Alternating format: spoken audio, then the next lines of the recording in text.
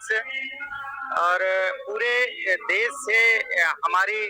14 लाख की संख्या है, इसमें सैकड़ों की संख्या में आज माननीय शिक्षा मंत्री धर्मेंद्र प्रधान जी से मिलने के लिए हम लोग आए हुए हैं। और जैसा कि हम सुबह उनके आवास पर गए थे, एक शिष्टाचार के साथ उनके साथ गए, पर माननीय मंत्री जी हमसे नहीं मिल पाए और उनके कार्यालय द्वारा पुलिस प्रशासन की गाड़ी बुलवा करके हमको जंतर मंतर पर भेज दिया गया है। और क्या मांगे हैं? हम पार्लियामेंट से हमारा एक अप्रशिक्षित शिक्षकों का प्रशिक्षण हेतु बिल पास हुआ और उसके उपरांत एनसीटी ने 22 सितंबर 2017 को एक गजट पत्र जारी करने के लिए मान्यता का आदेश जारी किया और वो आदेश पत्र का गजट पब्लिकेशन न होने की वजह से पूरे देश के जितने भी एनआरएस डीएलएड कैंडिडेट हैं 14 लाख लोग, उनके साथ एक बड़ी भ्रम की स्थिति पैदा होगी। माननीय सर्वोच्च न्यायालय ने ये कह दिया, इसका गजट पत्र अगर जारी नहीं किया है तो इसको मान्य कैसे ठहराया जा सकता है करके। तो माननीय मंत्री जी से आपके चैनल के माध्यम से, आप मीडिया के माध्यम से मैं इस बात को रखना चाहता हूं कि जल्दी से जल्दी 22 सितंबर 2017 का जो एनसीटी का राजपत्र हेतु आदेश प्रशासनिक गलतियों के कारण नहीं हो पाया था, उसका अविलंब करें, जिससे कि हमारे जो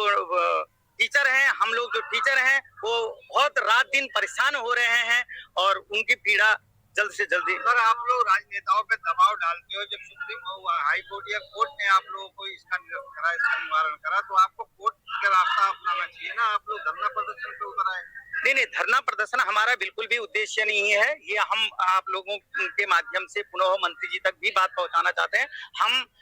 शालीनता के साथ शिक्षक होने के नाते हम अपना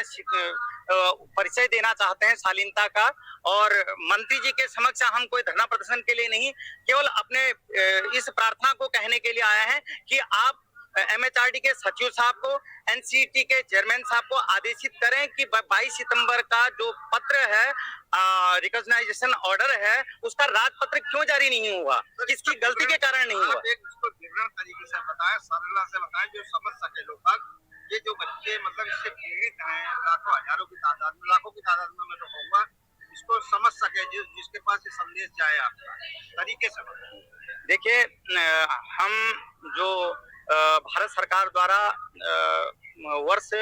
2017-19 में एक डीएलएड का प्रोग्राम किया, और वो डीएलएड का प्रोग्राम क्यों किया, उससे पहले देश में शिक्षा का अधिकार अधिनियम आरटी एक्ट लागू हो गया था, जो कहता है कि शिक्षकों को गुणवत्तापूर्ण शिक्षा मिलनी चाहिए, बच्चों को गुणवत्तापूर्ण शिक्षा मिलना चाहिए। इसके लिए सेक्शन 23 के तहत जो टीचर हैं, 23 अगस्त 2010 की एनसीटी की अधिसूचना के आधार पर जो टीचर हैं वो वेल क्वालिफाई होने चाहिए। पर भारत सरकार के द्वारा अनेक राज्यों के द्वारा जब यह